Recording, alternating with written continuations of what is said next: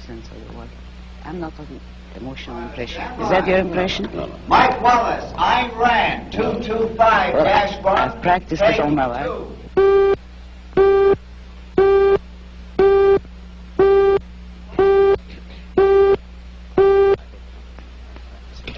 I have not. I'm curious.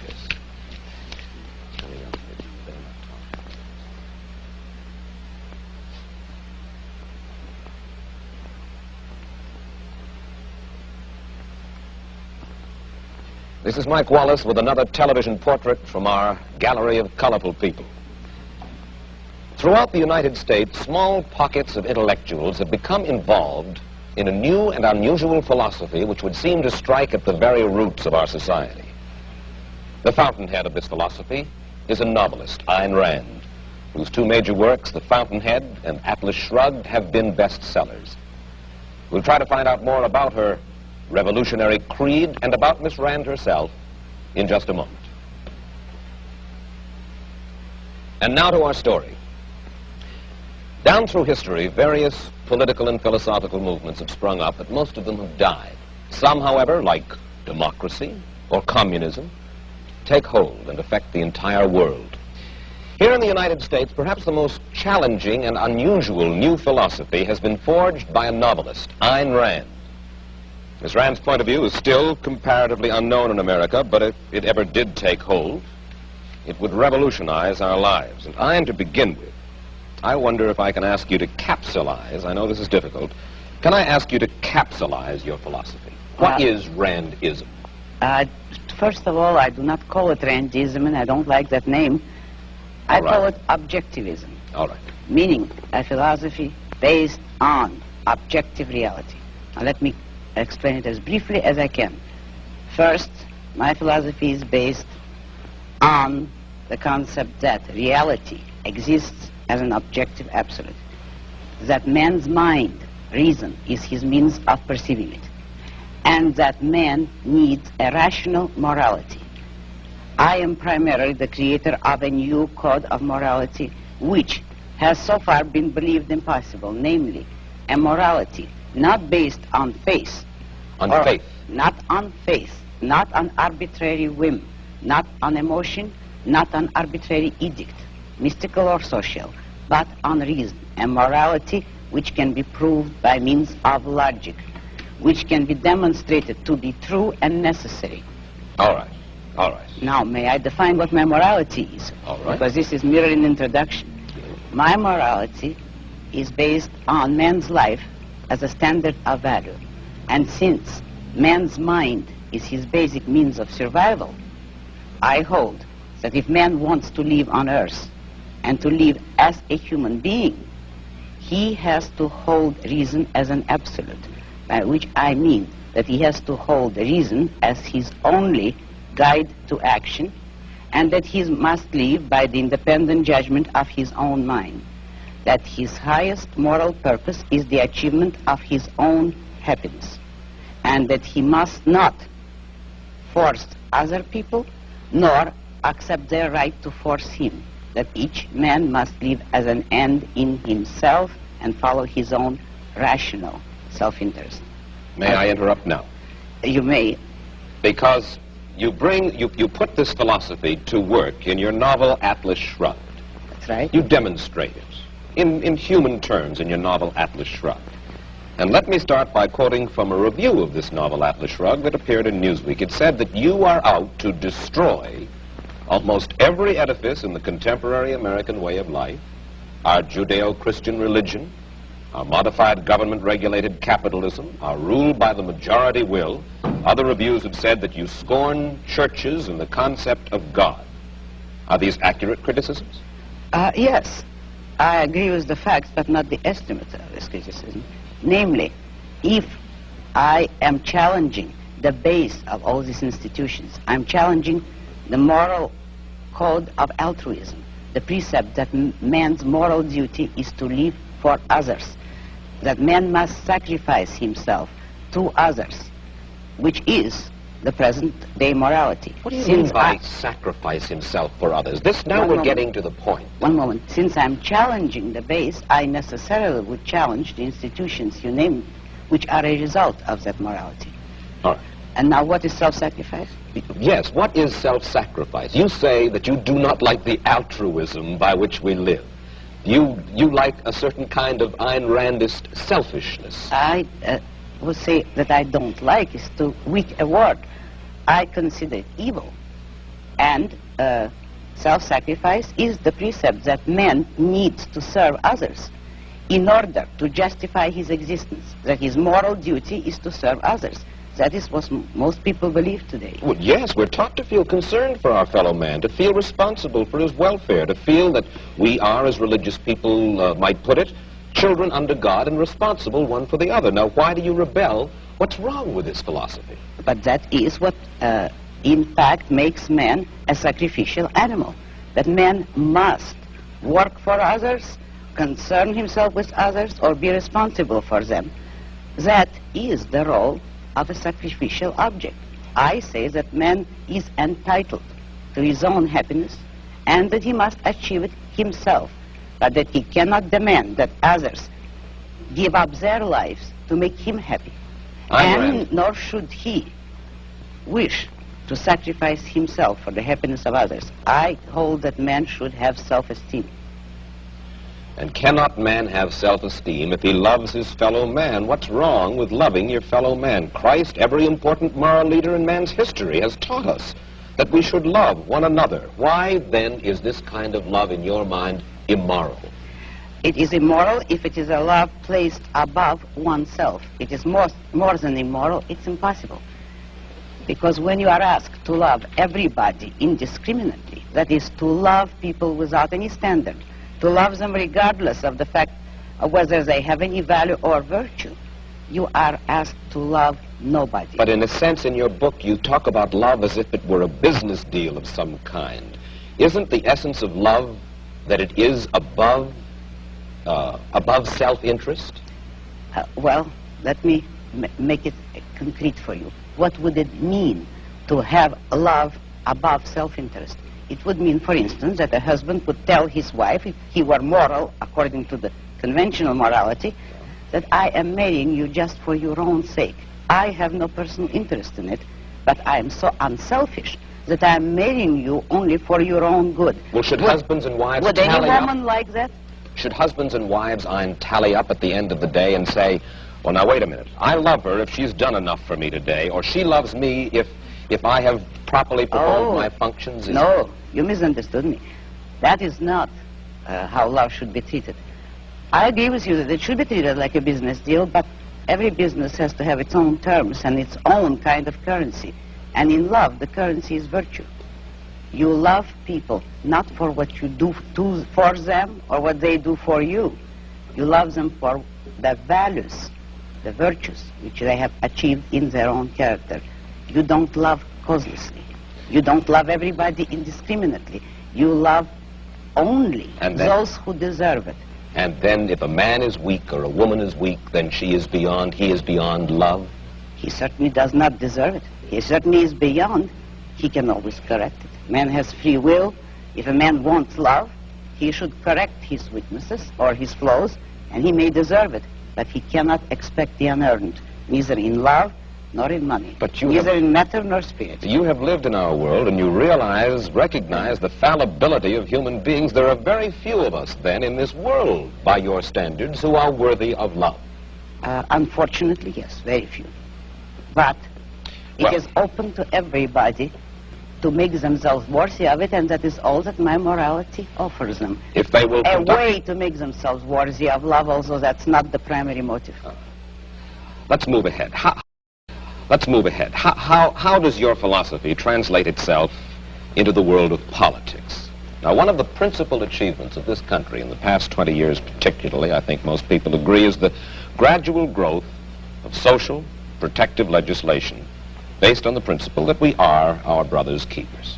How do you feel about the political trends of the United States, the Western world?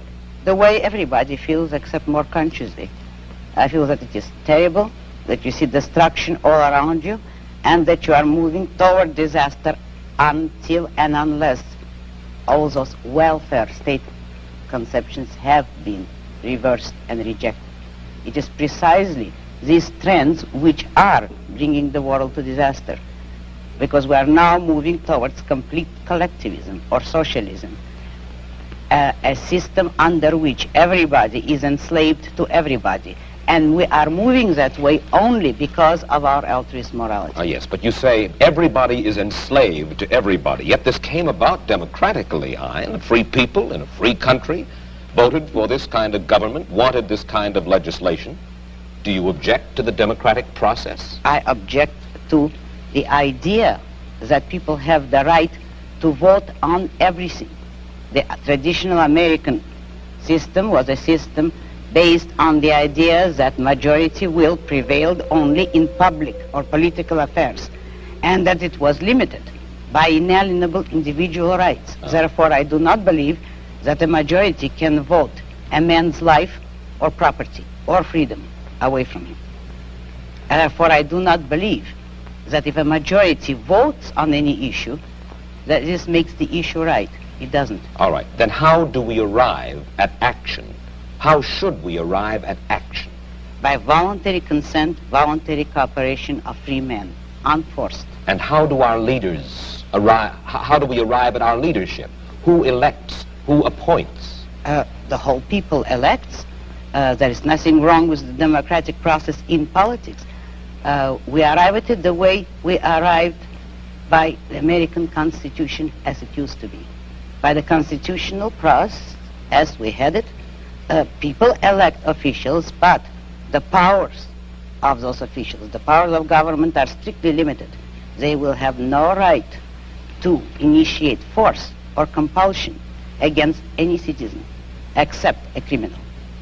Those who have initiated force will be punished by force, and that is the only proper function of government. What we would not permit is the government to initiate force against people who have hurt no one, who have not forced anyone. We would not give the government or the majority or any minority the right to take the life or the property of others. That was the original American system. When you say take the property of others, I imagine that you're talking now about taxes. Yes, I am. And you believe that there should be no right by the government to tax. You believe that there should be no such thing as welfare legislation, unemployment compensation, regulation during times of stress, certain kinds of rent controls and things like that. That's right. I'm opposed to all forms of control. I am for an absolute, laissez-faire, free, unregulated economy. Let me put it briefly. I'm for the separation of state and economics, just as we had separation of state and church, which led to peaceful coexistence among different religions after a period of religious wars. So the same applies to economics. If you separate the government from economics, if you do not regulate production and trade, you will have peaceful cooperation and harmony and justice among men. You are certainly enough of a political scientist to know that certain movements spring up in reaction to other movements. The labor movement, for instance, certain social welfare legislation. This did not spring full-blown from somebody's head, out of a vacuum. This was a reaction to certain abuses that were going on. Isn't that true, Ayn? Not always. It actually sprang up from the same source as the abuses. If by abuses you mean the legislation which originally had been established to help industrialists, which was already a breach of complete free enterprise. If then, in reaction, labor leaders get together to initiate legislation to help labor, that is only acting on the same principle, namely all parties agreeing that it is proper for the state to legislate in favor of one economic group or another. But what I'm saying is that nobody should have the right, neither employers nor employees, to use state compulsion and force. But when you advocate completely unregulated economic life in which every man works for his own profit, you are asking, in a sense, for a devil-take-the-hindmost, dog-eat-dog society, and one of the main reasons for the growth of government controls. was to fight the robber barons, to fight laissez-faire, in which the very people whom you admire the most, Ayn, the hard-headed industrialists, the successful men, perverted the use of their power. Is that not true? No, it isn't. Oh. This country was made not by robber barons, but by independent men, by industrialists who succeeded on sheer ability. And having, by of course they ability, succeeded. I mean without political force, help, or compulsion. But at the same time, there were men, industrialists, who did use government power as a club to help them against competitors. They were the original collectivists. Today, the liberals believe that that same compulsion should be used against the industrialists for the sake of workers. But the basic principle there is, should there be any compulsion? And the regulations are creating robber barons. They are creating capitalists with government help, which is the worst of all economic phenomena. I think that you will agree with me when I say that you do not have a good deal of respect for the society in which you and I currently live. You think that we're going downhill fairly fast. Now, I would like you to think about this question, and you'll have a minute intermission to ponder it, and then come back and answer it. Do you predict dictatorship and economic disaster for the United States if we continue on our present course? Do you? And we'll get Ayn Rand's answer in just a moment. And now back to our story. All right, Ayn Rand, what I'd like to know is this. Since you describe it as happening in your novel Atlas Shrugged, do you actually predict dictatorship and economic disaster for the United States? If the present collectivist trend continues, if the present anti-reason philosophy continues, yes, that is the way the country is going. But I do not believe in historical determinism, and I do not believe that people have to go that way. Men have the free will to choose and to think. If they change their thinking, we do not have to go into dictatorship. Yes, but how can you expect to reverse this trend when, as we've said, the country is run by majority rule through ballot, and that majority seems to prefer to vote for this modified welfare state? Oh, I don't believe that. You know as well as I do that the majority today has no choice. What do you mean? The majority has never been offered a choice between controls and freedom. How do you account for the fact that an almost overwhelming majority of the people who are regarded as our leading intellectuals and our leading industrialists, the men whom you seem to admire the most, the men with the muscle and the money, favor the modified capitalism that we have today? Because it is an intellectual issue. Since they all believe in collectivism, they do favor it. But the majority of the people has never been given a choice. You know that both parties today are for socialism, in effect, for controls, and there is no party. There are no voices to offer an actual pro-capitalist, laissez-faire economic freedom and individualism. That is what this country needs today. Isn't it possible that we all believe in it because we are all basically lonely people and we all understand that we are basically our brother's keepers? You couldn't say that you really understand it because there is no way in which you could justify it. Nobody has ever given a reason why men should be their brother's keepers, and you've had every example, and you see the examples around you of men perishing by the attempt to be their brother's keepers. You have no faith in anything? Faith? Only no. in your mind? That is not faith. That is a conviction. That is not faith. That is a conviction. Yes, I have no faith at all. I only hold convictions. Who are you, Ayn Rand? When I say that, I would like to know just a little bit of your vital statistics. You have an accent which is... Russian. Russian. You were born in Russia? Yes. Came here? Oh, about 30 years ago. And whence did this philosophy of yours come? Out of my own mind, with the sole acknowledgement of a debt to Aristotle, who is the only philosopher that ever influenced me. I devised the rest of my philosophy myself. Your parents, did they die in Russia, or did they come here to the United States? No, I came here alone, and I don't know. I have no way of finding out whether they died or not. You are married? Yes. Your husband, is he an industrialist? No, he's an artist. His name is Frank O'Connor. And he, not the writer? He no, paints. not the writer. And does he live from his painting? He's just beginning to study painting. He was a designer before.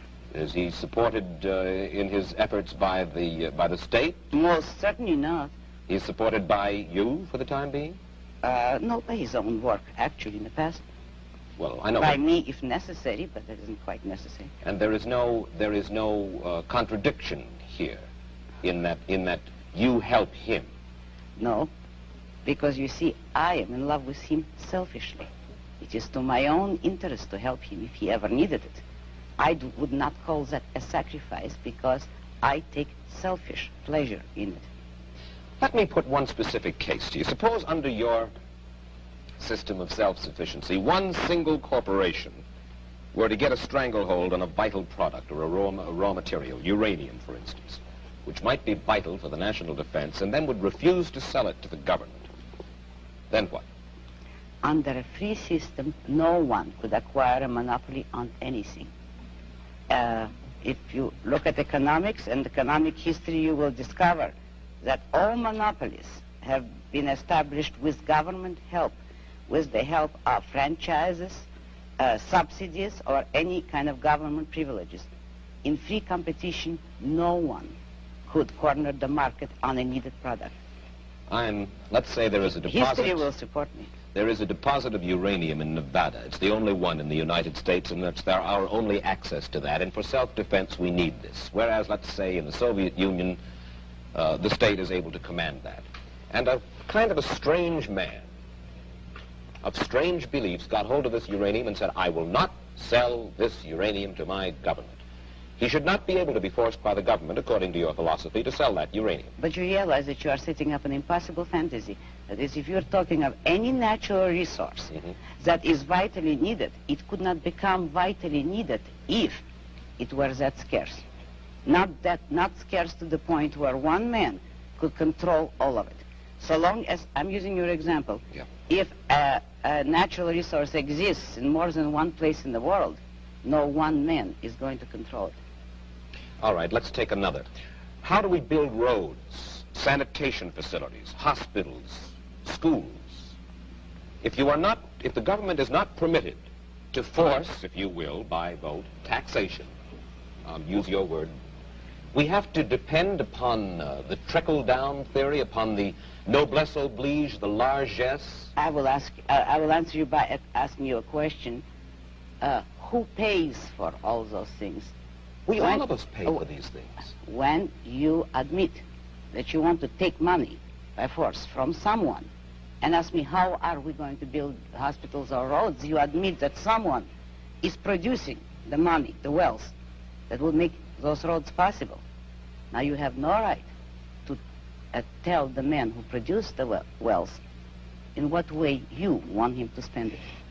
If you need his money, you can obtain it only by his voluntary consent. And you believe in the eventual goodwill of all human beings, or at least that top echelon of human beings, whom you believe will give willingly.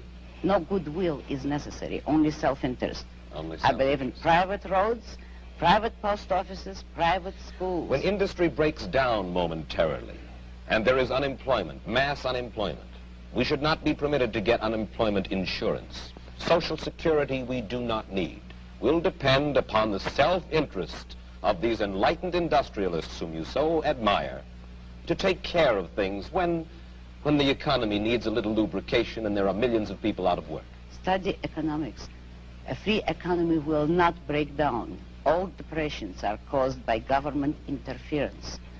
And the cure is always offered so far to take more of the poison that caused the disaster. Depressions are not a result of a free economy. Ayn, one last question. We only have about a half a minute.